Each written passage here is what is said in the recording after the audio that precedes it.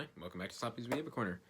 If you're new here, welcome. If you're a returning viewer, a guest, welcome back.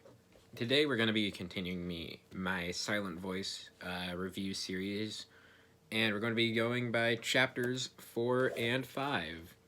These are most notable for the amusement park scene, which contains the...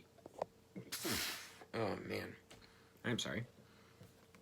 The entire amusement park scene area, events that happen there, including Shoko and one bitch has dark hair, and I don't remember her name. In chapter 4, this is where Shoya gets more friends in his little group that he has, consisting, I believe, of 5 people. Shoko's younger sister, his first friend, best friend, I guess, that I'm just gonna call Yasho for the rest of the series whenever I mention him, because that's easier to remember than his actual name, because I'm really bad with names. Yasho, one of the other dudes in his class, and the blonde chick from his elementary school. This essentially is the majority of it, not really the majority, actually a little bit less than the majority. I think, let's go with 30% of it takes place at the amusement park, which just reinforces their friendship. But it also includes this really really well-written short moment of him coming to grips, not really. And he just thinks to himself, I don't deserve this, because of his past and that he's bullied Shoko throughout the majority of his past. There's like a line of it where he just says, I don't deserve this happiness feeling. Which I actually like that it's written in there, because it's dark, it shows his reality and his way of thinking, especially in this situation. And yeah, that's kind of the big bulk of it, I guess. That's the most notable part. But it also contains the secret video that Shoko's sister had. Basically, Shoko and this one dark-haired bitch, I know I'm calling her that for the rest of the series, I don't care. They essentially went on the Ferris wheel together, and this is when she essentially just says, I don't like you. If you hadn't come to our school, everything would have been perfect. Which is fucked up. But Shoko's the only reason that they know how this conversation happened was because Shoko's younger sister gave Shoko her camera saying, take pictures for me, but then said don't, but he left, I get it mixed up as well, fuck. She left it recording so she would know what actually happened, because they were suspicious of something going up. And so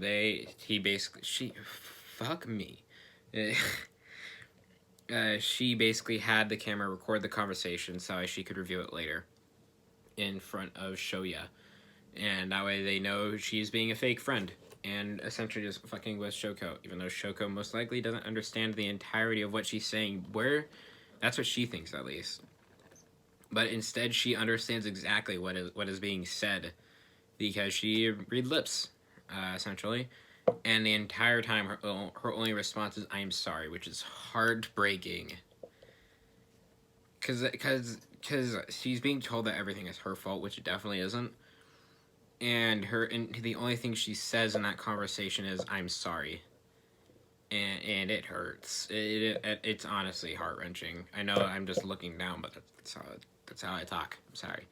It's really, really heartbreaking that her only response to this entire conversation is just, I'm sorry. And after that, I know, just jumping right past it.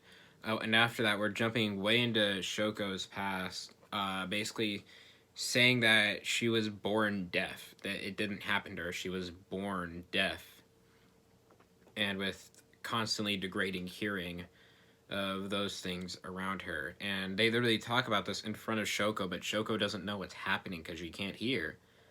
And they essentially blame the mother for it and have the father divorce the mother to save face. That's fucked up. Like, what the hell? Excuse me. Like, that's really fucked up that they do that. And that's why Shoko's mom, like, kind of wants to not only, I guess, avoid confrontation, especially with Shoya from who bullied Shoko, kind of just avoid confrontation about it altogether in a bit of a sense. Like, she just has this incredibly poor outlook on life, which is understandable, completely understandable. Her husband was taken from her because of something that neither of them could have controlled. And they essentially just blamed the mom for for Shoko being deaf, just calling it a family gene, and just blaming her completely for Shoko's inability to hear.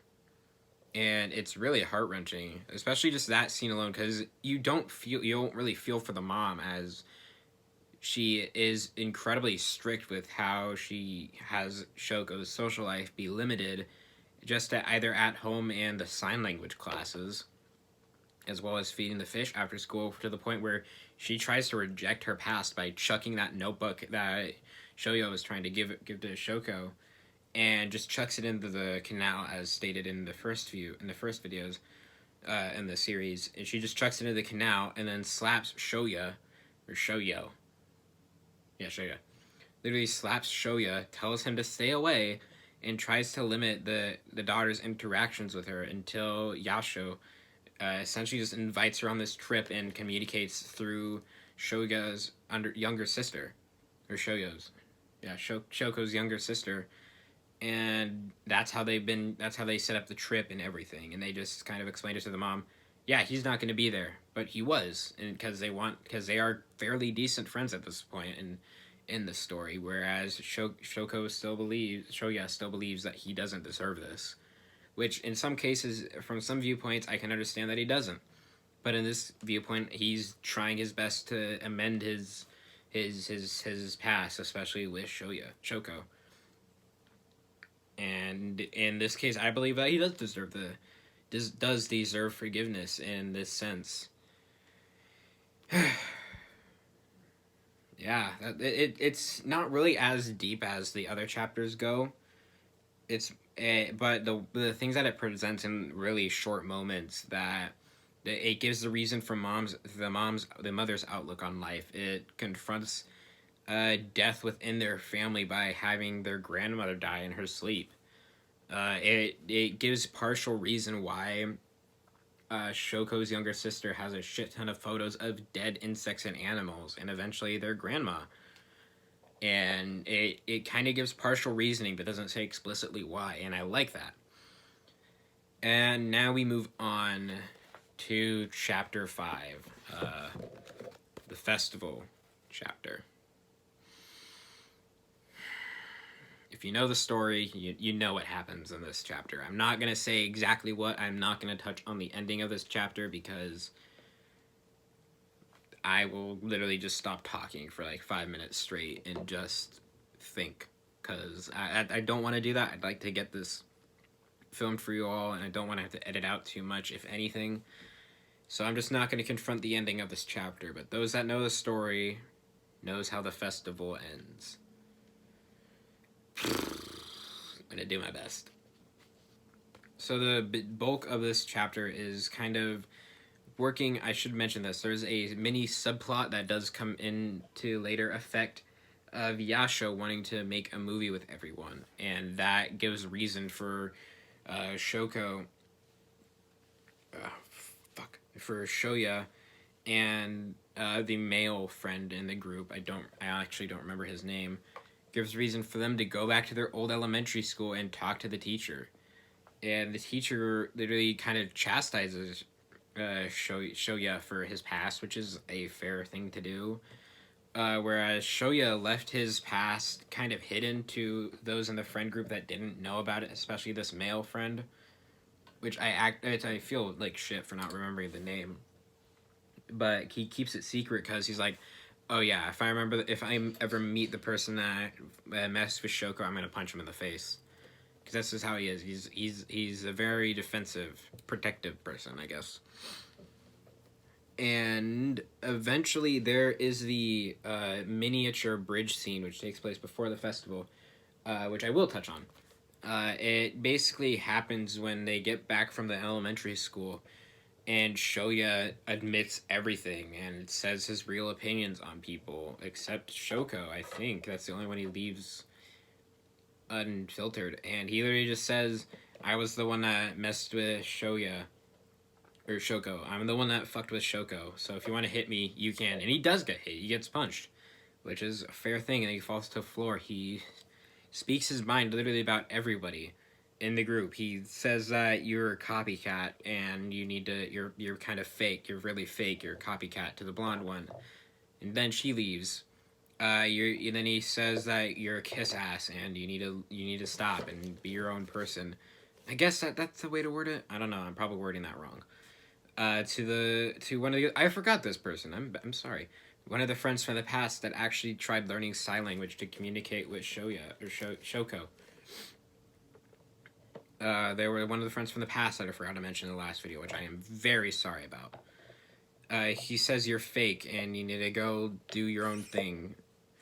And then she leaves for a while, along with the blonde and the male friend, and he basically tells Yasho that he needs to stop hanging around him because he's a bad person, and he's an idiot for being around Shoko or Shoya.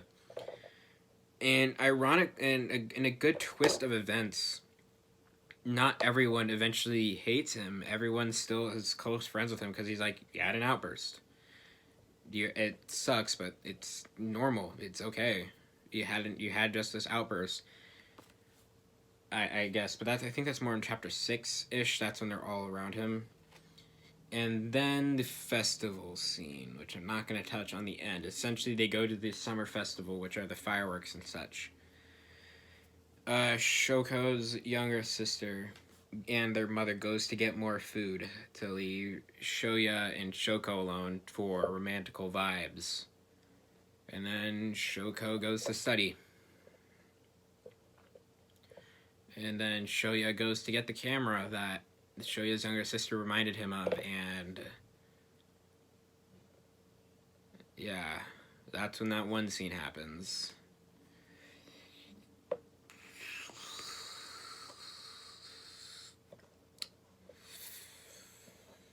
And it ends.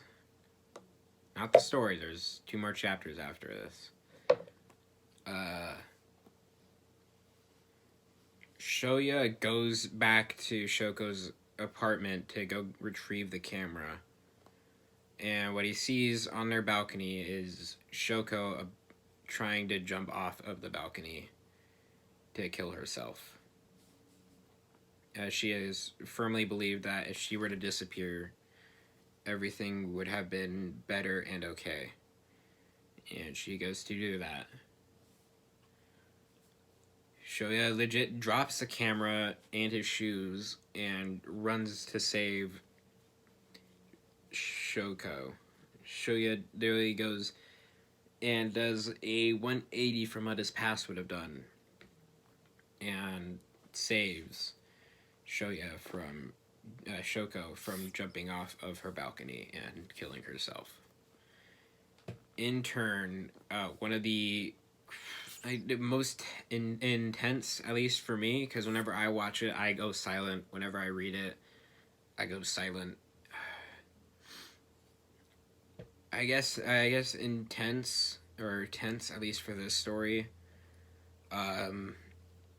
Moments is where Shoya is literally asking God for 1 more ounce of strength to pull up Shoya or Shoko. And as he does, that takes 2 hands to do. And as he pulls her up, he slips and falls into the canal and begins to bleed. And that's essentially where the chapter ends, as well as this video. Because I don't want to be too upset right now. For chapter 4, I like the setting. I like the settings. I like what it touches base on in the plot.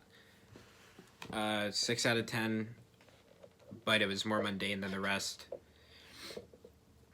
5 10s across the board. It's intense. It touches on everything. It shows the results on what could happen if bullying goes unchecked for too long.